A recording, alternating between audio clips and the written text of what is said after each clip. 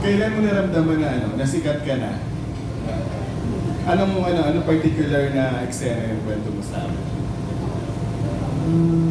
Siguro yung typical na pag may nagpapapicture na po sa akin. Naks. Ayun po, kasi ako naman, feeling ko naman parang hindi naman ako, pag nakita mo artista ako, hindi, feeling ko hindi ako ganun. So, ayun yung parang nagugulat ako minsan, uy, kilala mo ako. Then, pag sinagot nila na, oo naman, kilala ka namin. Then, mo ma-realize, wow, grabe pala yung Rob Daniel yun na because of the songs na na-release ko. Ako naman, ang iniisip ko lang talaga is to make music and ma-enjoy siya ng tao. And then, bonus na lang yun na pag nakilala na ako. Nakakatuwa. Okay. And next question is, with all the personalities na nakilala mo, na face-to-face, kanino ka pinaka na-starstruck at saka bakit?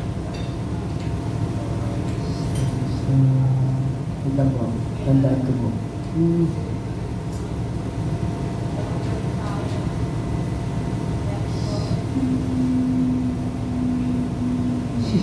Dami ba?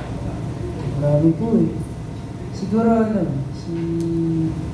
nung nakita ko si Miss Ann Curtis. Ann sa Curtis. Showtime. Oo. Diyosa talaga.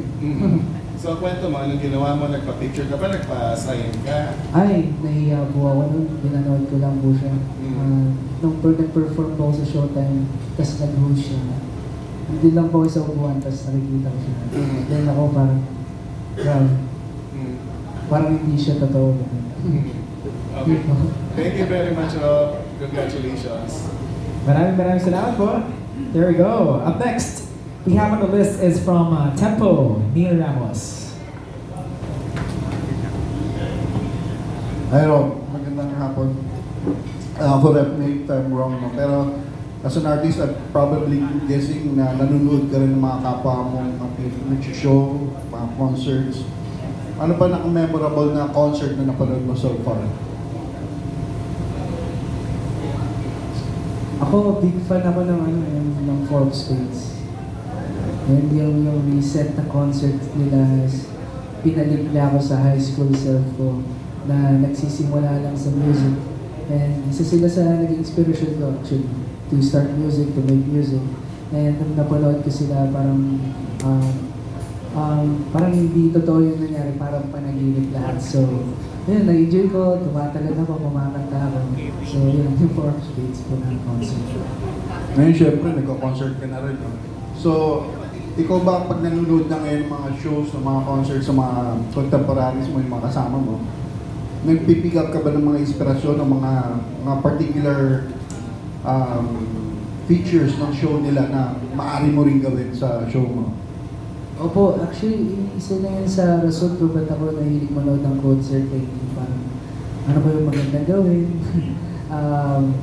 Besides sa in-enjoy ko yung concert, yun nagtitake notes ako na, oy, astig to, ganito lang siya, ganito ko siya kakantahin. So, ayun po, nagtitake notes ako every concert na.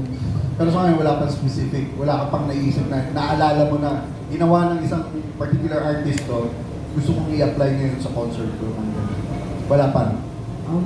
Marami na rin po nakita na ways para ma-enjoy ng tao yung concert. So, ayun na, nasa cellphone lang siya. Okay. Diba? All good. There we go. Maraming Mr. salamat. Sir. Sandali lang, sir. Sige po. Oo, pinapatanong lang dito sa mesa namin. No? Napakasimple. Bakit Rob Daniel Show? Who thought about it? And, ano yung input mo doon? Ako po, mahilig po ako sa medyo Hollywood na musical, theatrical show. So, ito po yung naisip kong pangalan. Simple lang siya, andun pa rin yung pangalan ko, pero it's more of like, this is a real show na may enjoy na tao na hindi lang siya music, hindi experience siya. So, yun po. Compassing. Okay. Thank you, sir. That's all po. Salamat po. Thank you so much. Maraming salamat po. Okay, up next, let's have from